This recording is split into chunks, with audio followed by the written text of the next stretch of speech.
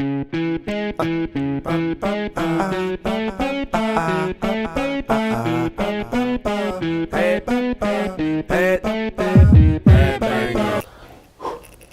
why do kids use tobacco when they can just smoke kids like I do?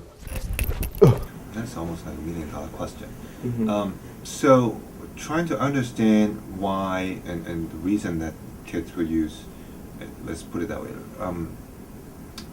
there are several layers of reasons why adolescents would use tobacco products.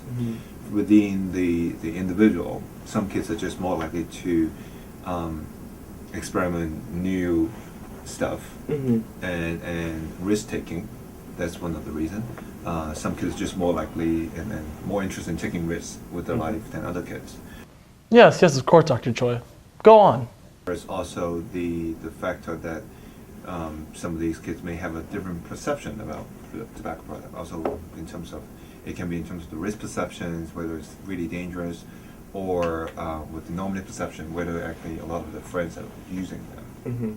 Doesn't mean that their friends are actually using them, but whether they feel like within their peer group, maybe there are a lot of people using it, and then the teenager wants to comply with the social norm, then maybe they will start doing it. No, that's just at the layer of between the ears of the teenager.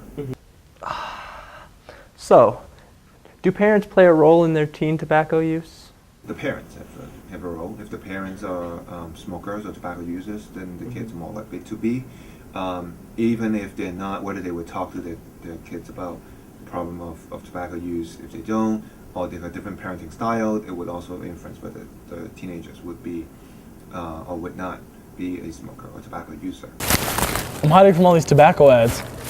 Why are they affecting me? How are they affecting me?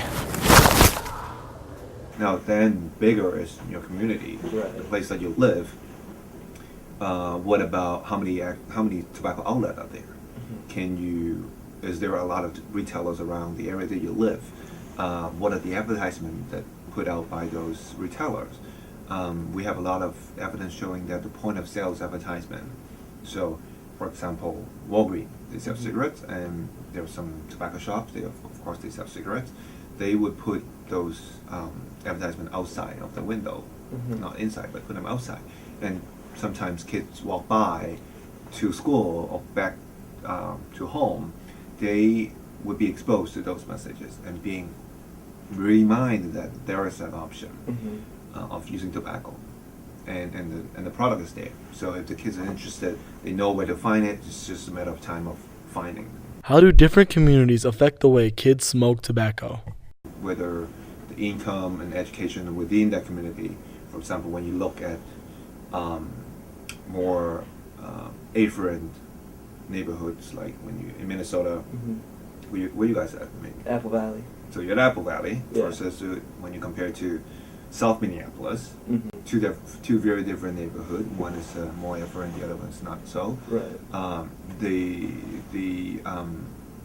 The perception of the neighborhood and kind of the consensus of the neighborhood about tobacco use would also have an influence on the use of adolescents, because you can pretty much think of if a park, for example, just a park at Apple Valley, if you see a teenager smoking and some adults walk by, they may go up there and talk to the kids, hey, what are you doing here?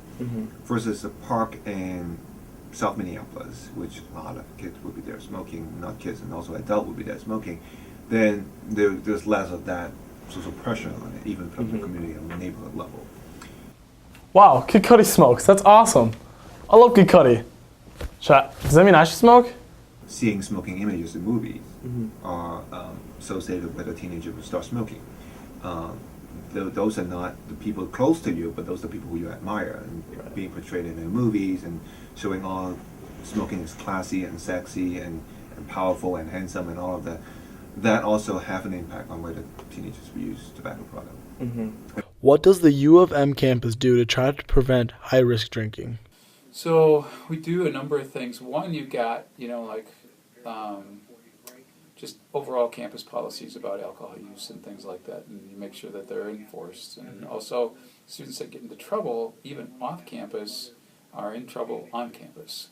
So in other words, it affects your campus status. So in other words, the biggest problem with high-risk drinking is the trouble people get into with it.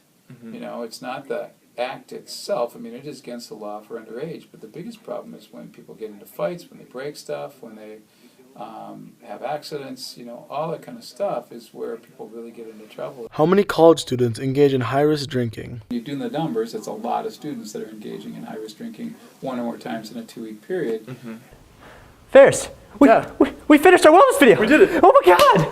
Come on.